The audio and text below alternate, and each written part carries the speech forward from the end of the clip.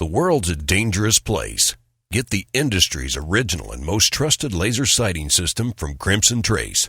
A laser and light systems will enhance your effectiveness and help keep you and your family out of harm's way.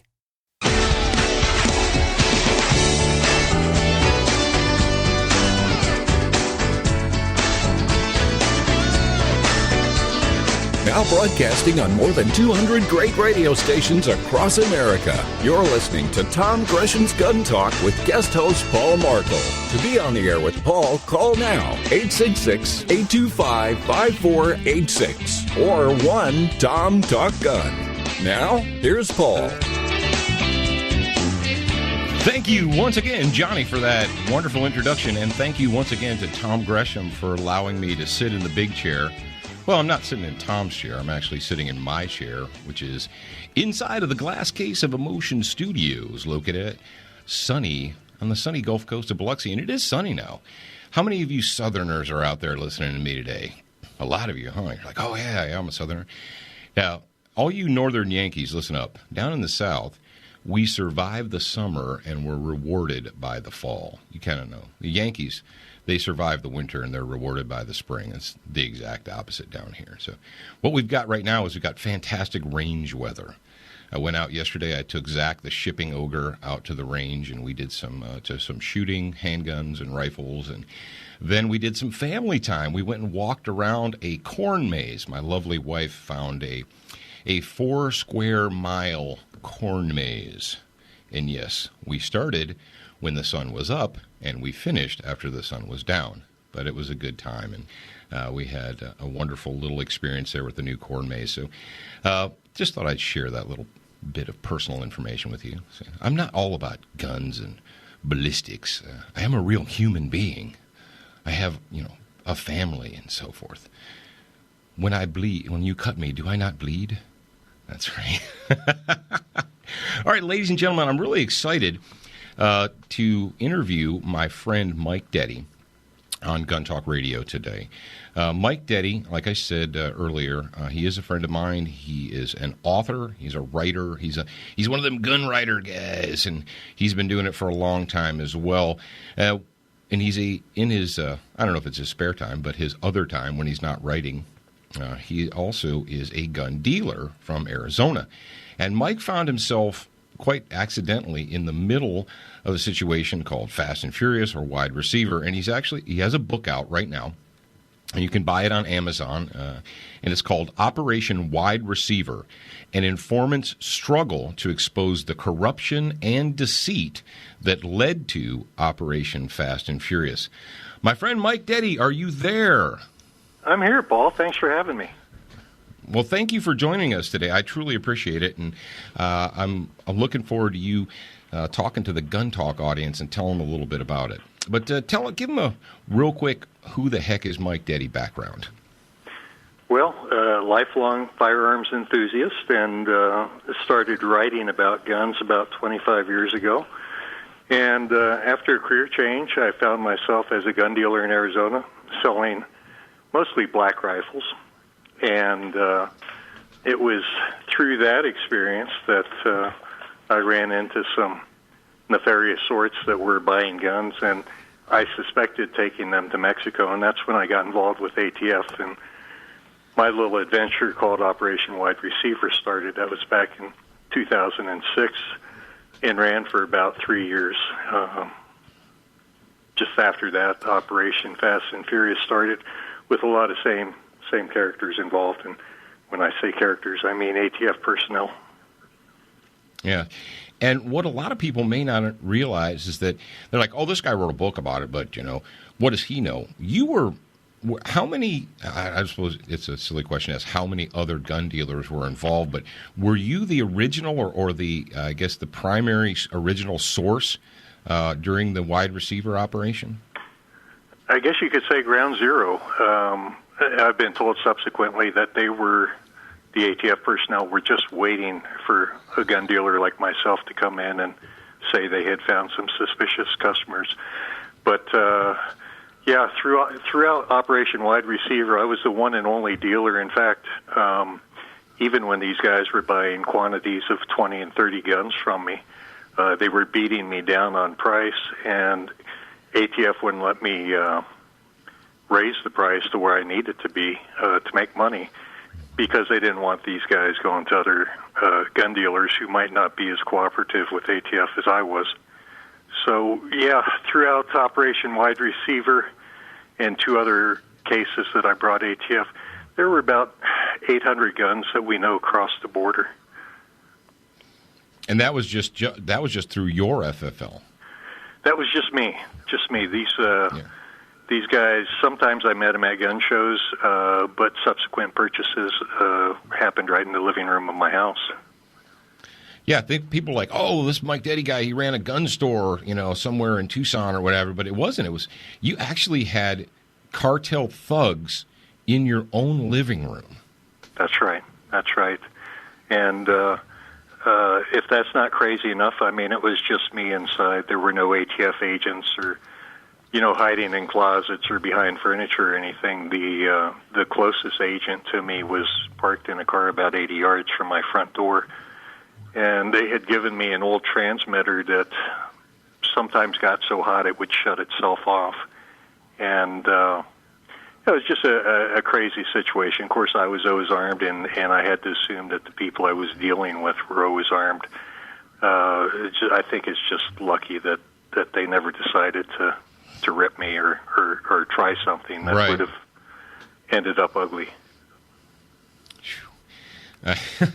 Folks, the book, Operation Wide Receiver, like I said, it's available on Amazon right now. And when I first read the book, I'll have to admit to you guys that I was thinking, wow, I hope everything works out okay.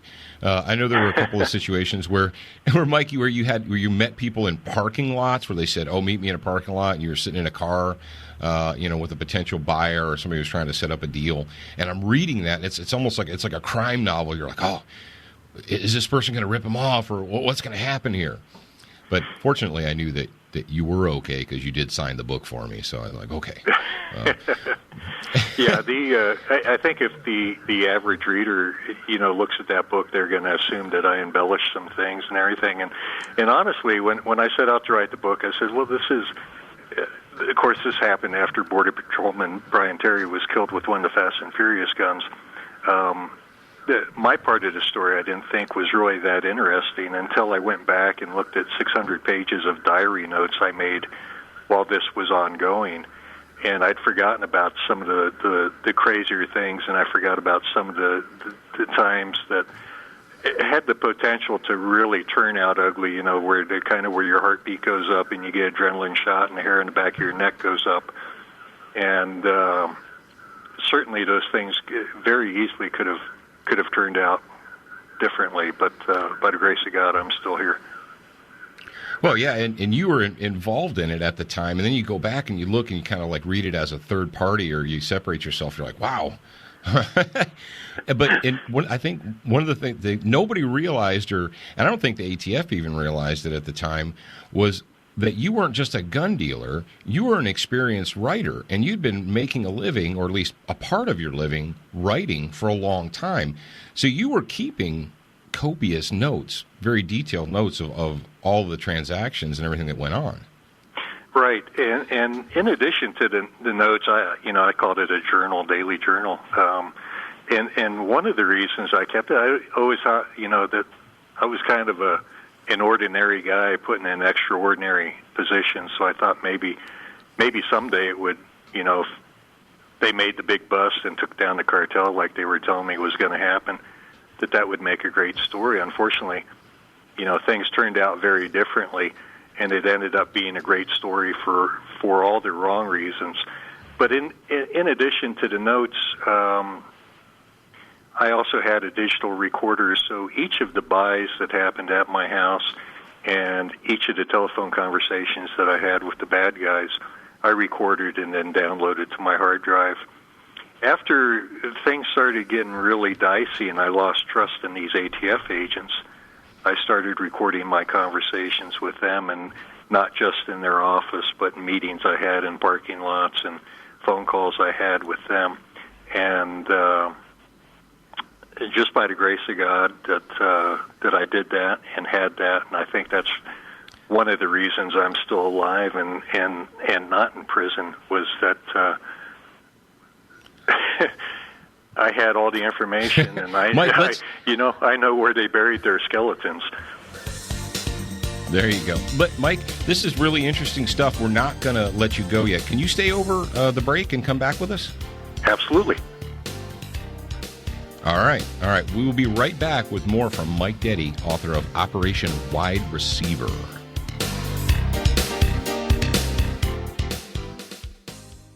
The XDM 3.8 Compact from Springfield Armory is 2 guns in 1. Use as your concealed carry gun with a compact magazine and use the extended magazine for home defense. Carry 13 rounds of 9mm in the compact magazine and a whopping 19 rounds in the extended magazine. To see the entire family of Springfield Armory XDM pistols, go to SpringfieldArmory.com. That's SpringfieldArmory.com. Attacks happen every day. How will you react? See real people put into real-life criminal attack situations on First Person Defender. Discover what works and what doesn't. Kidnapping, ATM robbery, home invasion, and other attacks. Learn how to save your life and the lives of your family. Get the entire first season on DVD at ShopGunTalk.com. Get prepared. ShopGunTalk.com. No matter what gun you have, you want it to hit harder, shoot faster and flatter, and be more accurate. You get all that with the ammunition from Double Tap. Double Tap's experts select the best bullets, then load them to higher velocities while keeping safe pressures. Shoot small groups. Shoot farther. Use custom hunting loads in your handgun or rifle. Even fire 2 projectiles with 1 shot. DoubleTapAmmo.com. That's DoubleTapAmmo.com. You're at a gun store and your phone tells you about hot deals. Want to know about special offers? No problem when you have Gun Dealio, the free app for your smartphone. Gun Dealio delivers the latest deals on guns, ammo, and extras direct to your phone. Don't overpay for your shooting gear.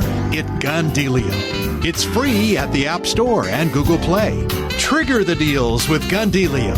GunDealio.com.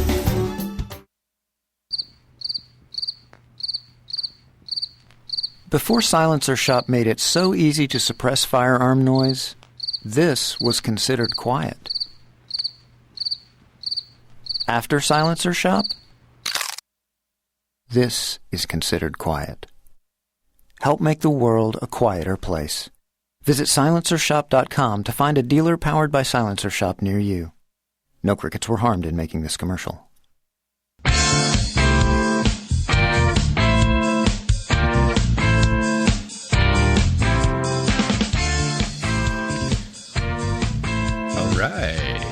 More of that funky fresh grooving bumper music. And I am still your host, Paul Markel, filling in for the big man, Tom Gresham, who is out in the field today doing his thing. And I'm sure he's going to have lots of stories to share with you next week when he's back. But we have Mike Detty, the author of Operation Wide Receiver, an informant's struggle to expose the corruption and deceit that led to Operation Fast and Furious. Mike, Jared just sent me a note during the break, and he said, ask Mike about the real-life Mexican standoff. Do you mind telling the audience about the real-life Mexican standoff that you're involved in? No, not at all. One of the main people I was dealing with,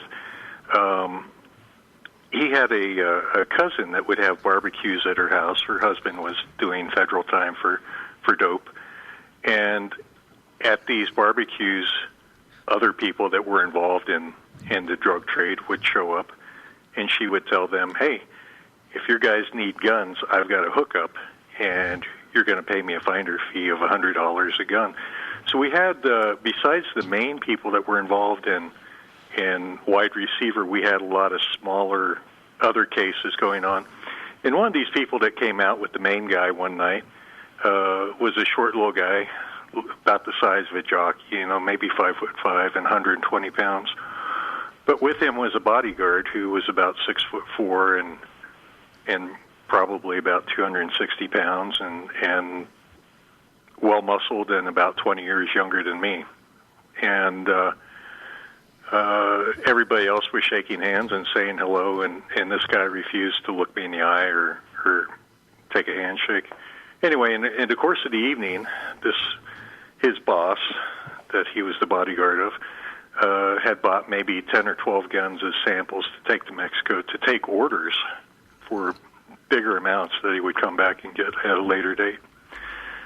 So while I was doing the paperwork at the dining room table, the hair went up on the back of my neck, and I realized this person was standing right behind me, and there was not a reason in the world for that person to be there. He wasn't looking at anything. He wasn't doing anything other than trying to intimidate me. And I slid forward a little bit in my seat so I could reach my gun if I needed to. And I looked him in the eye, and I spoke to the one guy that could speak Spanish and English. And I said, tell this guy to go over and sit down on the couch. And as I said that, I'm looking into the eyes of this bodyguard, and he stood there for several seconds and finally moved over and sat down on the couch. And then he looked at his boss, and they both laughed and shrugged their shoulders. But it was something they wanted to see how easily I could be intimidated, I think. There was no other purpose for it that I can tell. One of the distinguishing characteristics of this guy was he seemed to have bathed himself in Old Spice aftershave. And I kind of never forgot that. A few months later, I was working late one night and decided to go out and get dinner. And it was maybe 10 o'clock at night. And I was walking to my garage, and I put the garage door up. And again, that the hair on the back of my neck went up. I got a huge adrenaline rush.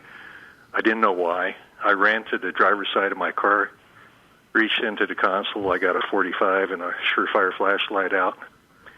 Ran back out the now open garage door. And I couldn't see anybody. I didn't hear anybody, but I could smell the lingering scent of Old Spice aftershave lotion.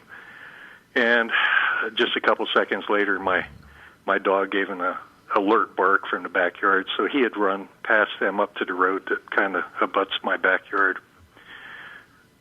I'm assuming it's the same person. Have no idea why he was there at 10 o'clock at night, what he was doing, but apparently he had been standing right by my garage when that door went up.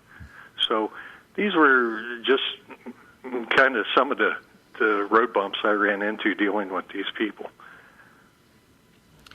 And just to make sure that everyone in the audience is straight with this, Mike approached the ATF, told them things were hinky, and they said, great, you need to work with us.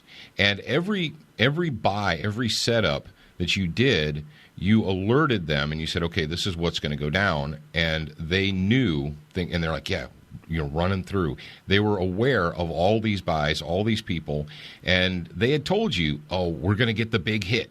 Boy, we're going to get these guys and bust them wide open. And that never happened, did it, Mike? No, you're absolutely right. I mean, the reason I got involved was the very first meeting I had with the resident agent in charge of the Tucson ATF office was he said, we have a big goal. We want to take down a cartel. Will you help us? And I thought, this is an opportunity for me to be a part of something bigger than myself and another chance for me to do what I saw as a patriotic duty. And I didn't have any family, and I lived by myself. And, one of the agents said, well, maybe we can get somebody undercover and try to run them into these guys, but you're already dealing with them, and you seem like you want to help. And I did. I mean, I didn't mind it at all. I didn't mind taking the risks. I mean, we've never opened up the newspaper and read FBI or ATF takes down Mexican cartel. It's never happened. And I really believe that I was involved in something that was going to be historic. And never mind what was going to happen to me when this is all said and done. It was something I wanted to do and just thought that I was helping my country by doing that. And you know what's a shame is because we're so inundated now by, we're just hammered by story after story after story, and it seems like the American populace, the what Rush Limbaugh calls the low information voter, they're distracted like squirrels with ADD, and that wide receiver in Fast and Furious, they're like, oh, well, wasn't that like before 2012, and it's been several years, and they just assumed. Or they assume that all the people who were involved in the what they called bad decisions and, quote, mistakes were made have been held responsible. The people at the ATF and DOJ who funneled all these guns and then dropped the ball and didn't get any convictions or prosecutions worth note, that those people have all been punished. Mike, have the people who orchestrated all this and, quote, mistakes were made, have those people been held accountable that you've seen? Absolutely not. Bill Newell, who was the special agent in charge at the Phoenix office and is ground zero for wide receiver and Fast and Furious, is now working in the Denver office. He's been demoted. As far as I know, his pay has not been cut. He's not. He still has his retirement coming and pension and all that nonsense. And he probably sits at a desk all day and looks at the internet because they don't want him doing anything that's that he could screw up again. No, nobody's been punished for this. The people at DOJ that were handling the prosecutions, and we're aware that these guns were crossing the border. There's no intent of tracking them or anything. And for the people listening, the goal of this operation in Fast and Furious was not to take down a drug cartel. The very goal of Operation Wide Receiver in Fast and Furious was to flood Mexico with American guns and have them show up at crime scenes. Now, them showing up at crime scenes... And therefore embarrass... Yeah. You could push for news... And embarrass the American gun buyer. Yeah. Well, Mike, we're coming up... Yeah, we're coming up on a hard break. Thank you very much, Mike Detty, the author of Operation Wide Receiver, an informant struggle to expose the corruption, deceit that led to Operation Fast and Furious. Ladies and gentlemen, you want to know the insider story?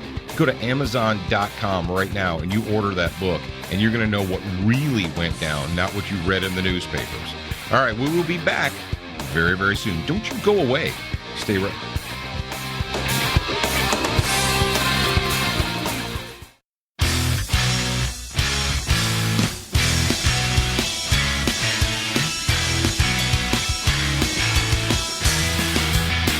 Broadcasting nationwide, you're listening to Gun Talk with Tom's guest host, Paul Markel.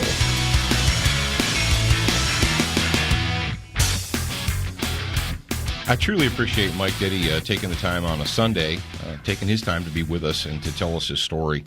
And I am genuinely sincere when I say that I read that book, and there were times when I was reading the book that I got a little scared for Mike. I thought, man, I hope he makes it out of this. And I had to pause and say, okay, he makes it out of this, because it's kind of like when you're watching a TV show and you're like, I hope this character doesn't get killed. And you're like, no, I know he's not going to get killed because I looked and he's in season 2. So, but I knew Mike was going to be in season 2, but still there were times. And when you think about this, when you read this story, this is Mike likes to say that he is an ordinary man who was put into an extraordinary situation. And sadly, you'd think that he would have gotten a reward, that the government would have taken care of him. They're like, thank you for putting your life on the line, for risking your life. And what Mike didn't tell us, but what I know, and he didn't tell you guys, is that after when it was going on, the ATF guys are like, oh, these guys are, the guys are coming to your house. They're not that big of a deal. They're small fish or they're harmless and so forth. And then after it all broke, he found out that one of the guys that was coming to his house to buy guns was a cartel hitman. Oh, that's nice. Thanks for letting me welcome a cartel hitman into my living room. And what's scary, or I guess it just shows that what the man that Mike Detty is that he actually still lives in the same place that he lived 5 years ago.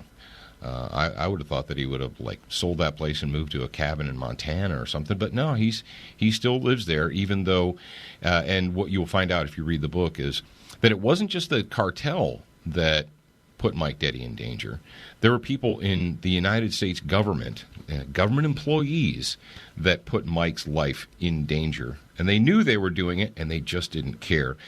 I'm not going to tell you the whole book. You're just going to get it yourself. But the main reason I wanted to talk to Mike this week was because all the time we hear about straw purchases. How many times have you heard about, the term straw purchases? Oh, he's making a straw purchase, or, don't lie for the other guy, and we need to, crack down on straw purchases. Well, just this last week, we had a story out of Milwaukee where a jury, a civil jury, found Badger Guns, a gun shop in Milwaukee. They found them negligent. They found them to be negligent, and they awarded millions of dollars to two Milwaukee police officers who were injured, both critically, but they survived, by a firearm that was purchased from Badger Guns during a straw purchase sale. A gentleman went in, purchased a gun, and then turned around and he gave it to a hood, a thug, and that thug ended up shooting two police officers with it. And so the police officers sued the gun shop, and a jury found them to be held negligent. Now, the anti-gun crowd they're just wetting their little panties. They're so excited that we're going to hold a gun dealer responsible for the actions of a criminal. We're going to hold them to be negligent. And mark my words, ladies and gentlemen, they're excited about this. They think that they've got a crack in the dam. And what's going to happen in the very near future, what we're going to have, is you ever drive down the highway and you see those billboards from the attorneys? If you've been injured, call now. No fee without a reward, blah, blah, blah. The vermin that populate the tort lawyer, the tort world, they're going to be crawling out from underneath the gutters to sue gun shops. And you say, oh, jeez. And we addressed this on Student of the Gun Radio earlier this week, or maybe it was Monday, I don't know. But we have addressed this. And my question to you is, okay, let's say Badger Guns, and if you talk to Milwaukee PD, and in the story it says that Badger Guns was notorious for having the guns purchased there found at crime scenes. And what I would say, what are they doing about it? Did they attempt to, did they inspect them? Did the ATF go in and do an inspection? Did they attempt to do a straw purchase and find out if they weren't doing it correctly? And nowhere in this lawsuit did it say that Badger Guns failed to perform their duties as prescribed by law. That they indeed, they filled out the forms, they made the phone calls, all this. And, he called the random guy from the government on the other side, and they gave the information. He said, yes, go ahead and sell it to him. And he sold it to him. And so what they're trying to say is that the gun shop should have known that this guy, even though he had ID, even though he filled out the paperwork, even though he followed the letter of the law, they still should not have sold him that gun. They should have said, you know what, I got a bad feeling about this. I'm not going to sell you this gun. They should have known better. And is there a chance that Badger Guns was not diligent? Sure, there is a chance. But what does this story actually tell us? What does this story actually tell us? This story tells us, that universal background checks don't stop bad people from getting guns. That's right, ladies and gentlemen. All of the reasonable gun control advocates out there, all these people out there that are like, if we only had more background checks, gun show loopholes and blah, blah, blah, blah, blah. If we only had more reasonable, we need a national universal background check law. Hey, folks, these two officers were injured by a gun that was purchased by someone, even though it was shady. The fact is, it was legal. It was, in fact, legal. They did what they had to do. And do I need to tell you that in the United States of America today, I read the story, and the person who bought the gun and then gave it to someone else when they broke the law, that person was an African American. So imagine this, if you will, listening audience. an African-American person, a person of that descent, walks into a gun shop with an ID, with a legal ID, with money, and they attempt to buy a gun. And they go through all the background check. They do the call, and they say, yes, you're allowed to sell this person a gun. But the guy behind the counter, let's just say the guy behind the counter is not the same skin color as the purchaser. And the guy behind the counter says, you know what? Yeah, I know that your ID is good, that you've got the money, that you filled out the paperwork. We made the phone call. The bureaucrat on the other end of the line said, yes, you can go ahead with the sale. But I've decided not to sell you this gun. Now, in the United States of America in 2015, what happens next? What do you think's going through the mind of anyone who has any business in the United States of America? Do you think there is one business owner in the United States of America that is going to have someone who has a different skin color or a darker skin color than theirs, and even though that person met all the requirements, is going to make the personal decision, well, I'm just not going to sell you that gun? Oh, you aren't. And you're a racist, and I'll be back with my attorneys. You say, oh, come on, Paul. Really? You think that wouldn't happen in America today? So we have two big things out of this Milwaukee thing. Number one, we had a straw purchase, and the gun shop is being held liable, and the gun shop is going to be required to pay out millions and millions of dollars. How many people that were involved in Fast and Furious, the DOJ, ATF, how much money are they going to have to pay out to the families of the victims who were injured by those guys? Ponder on that for a second, and we will be back, I promise.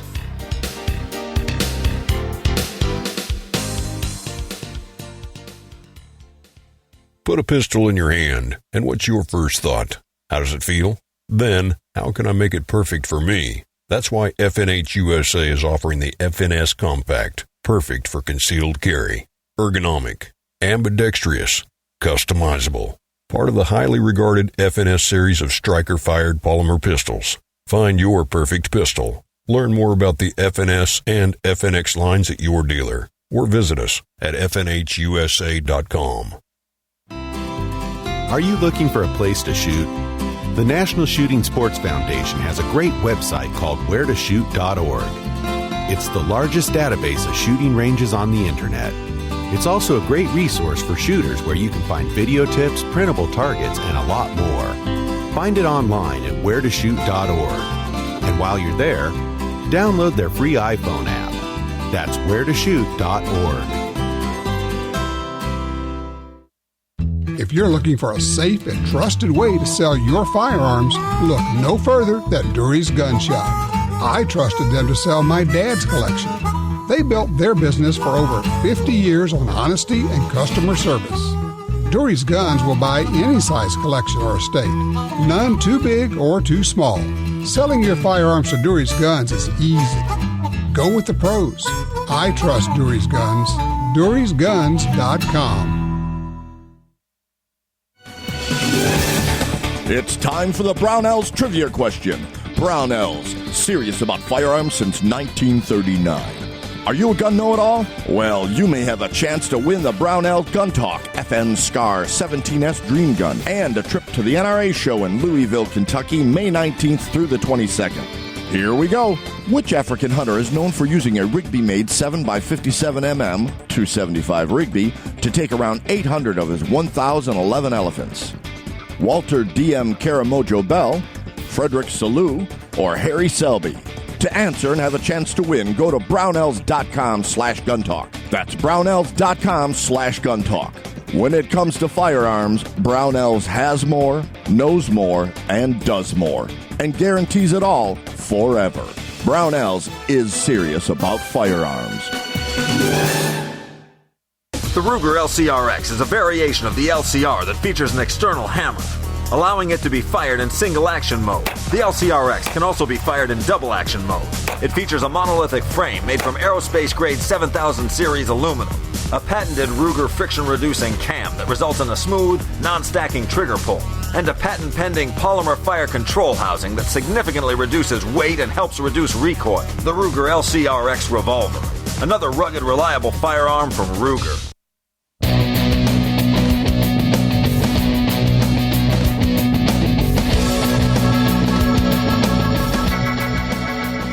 All right, hey, we got a caller on line number 2. Line number 2 has a question for us, and it's about new gun laws and so forth. And line 2, are you there? It looks like it's Paul from Tampa, Florida. Hey, Paul. And this is Paul from Tampa. You may recall, if you were listening closely, both Obama and Hillary have said one gun control measure that they're considering is licensing occasional gun dealers. So more private sales would be by FFLs and thus subject to background checks. And it occurs to me, back in the 90s, we had about 5 times as many FFLs, but the ATF went around and said, you don't sell enough guns, so no FFL for you. So only 20 years later, we're doing exactly the opposite in the name of gun control from what we did 20 years earlier in the name of gun control. It makes no sense. But we get to have a gun control law. Yeah. Well, actually, I was living in Sarasota, Florida in the 90s when that went down, and I remember that. There were thousands upon thousands of people that had FFLs. When I was a young crumb cruncher, in the 80s and 90s, a lot of guys did that. They went and they got FFLs, even though they weren't legitimate dealers, I guess you could say. They did it so that they could buy guns at wholesaler. You had your hardcore gun guys that bought a lot of guns, and they're like, well, and I remember, being 20, 21, 22 years old. People were like, oh, man, you're into guns. You should get your FFL. You should get your FFL. And even back then, I was like, no, I don't think so. I don't think I want them up my skirt that far. So I never did get an FFL. But, they went through and purged thousands upon thousands of FFL holders. And basically, they've been raising the prices. They raise the cost of the dealer's license every year, and they've been instituting more and more legislation. And actually, what you guys should know, you should realize, is that most of the ATF quote-unquote rules and guidelines, and it's not legislation. It's memorandum. They decide. They've been given essentially a blank check or a blank slate to, I guess you would say, control firearms as they see fit. The ATF has the power to classify guns that were once legal. It was legal yesterday for you to own that gun. And then you wake up this morning and there's a new memorandum that has been issued, a ruling from the ATF, and they've decided that gun is no longer a regular firearm. It is now a destructive device, and you are no longer allowed to have it. You're like, well, come on, Paul. How many of you guys that are old enough to remember the 90s, especially the early 90s, remember the USAS shotguns and the street sweeper, the South African street sweeper, the big, the cylinder shotguns? You're like, yeah, I remember those. Whatever happened to them? Oh, well, they became overnight destructive devices.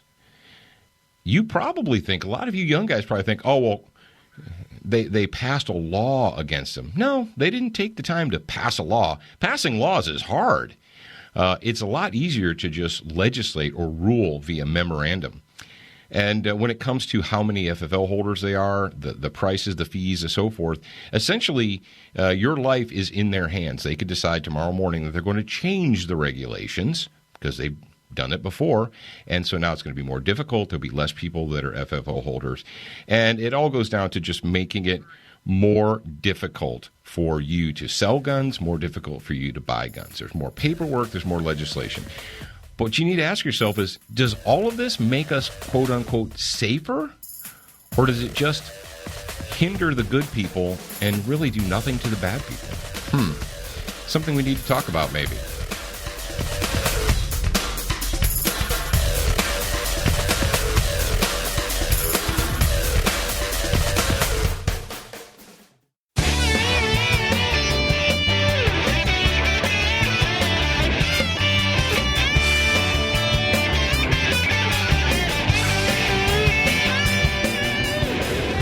I'm back, and I'm sitting in the Glass Case of Emotion Studios, and right now on my body is a Crossbreed Holster Super Tuck. That's right. I do carry a gun, even in the radio studio, because I am a free man. Hey, we've got a little bit of time before the top of the hour break, and I want to go ahead and take line 3. It's Lewis in Michigan, and he wants to talk about taking a shooting class. Hey, Lewis, are you there? I am here, sir. How are you today? I am just Jim Dandy. How are you up there? You have snow yet in Marquette? Unfortunately, we did, but it's almost all gone for at least a week. Oh, there you go. So what's your question, Lewis?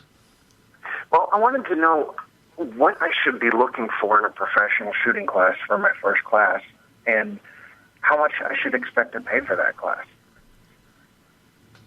Excellent question. I will tell you this. Number one, you need to ask yourself, what do I want to do?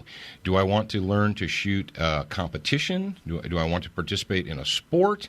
Or am I doing it for self-defense? Now, if you're doing it for a sport, then you want to take a class that's going to teach you the rules of the game, and you're going to be focusing on, marksmanship principles and so forth. Marksmanship's always important, but there's a difference between basic marksmanship and fighting with a gun. And what I would ask them, or I would look at their brochures or whoever it is, and I'd say, hey, is this a marksmanship class or is this a fighting class? Are we going to fight? Are we going to learn to fight with a gun? Because the key word in gunfight is fight, not gun. Also, how much should you spend? Well, here's the deal. Do you want to drive a Chevy or do you want to drive a Cadillac? If you want to drive a Chevy, you pay Chevy prices. If you're going to drive a Cadillac, you pay Cadillac prices. I would look into the reputation of the school, and there are some big schools in the United States. The fact is, it's not cheap to hold a firearms training because of insurance purposes and range fees and so forth. When you're an instructor or a school, you have a lot invested in that. People are like, oh, you're just going out and shooting. I can do that in my backyard. Or, yeah, it's a little bit more than that. So they have a lot invested in that. So. And I would say a 2-day class, if it's from a reputable school, a reputable instructor, if it's a fighting pistol class or a fighting rifle class or something like that, you can expect to pay between $400 and $500, and you really should, because that's what you're getting.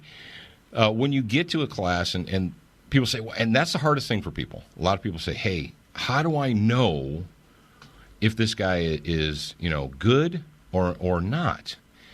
Well, if you've never been to a class, you probably won't. And you're just going to have to take recommendations from people that you trust.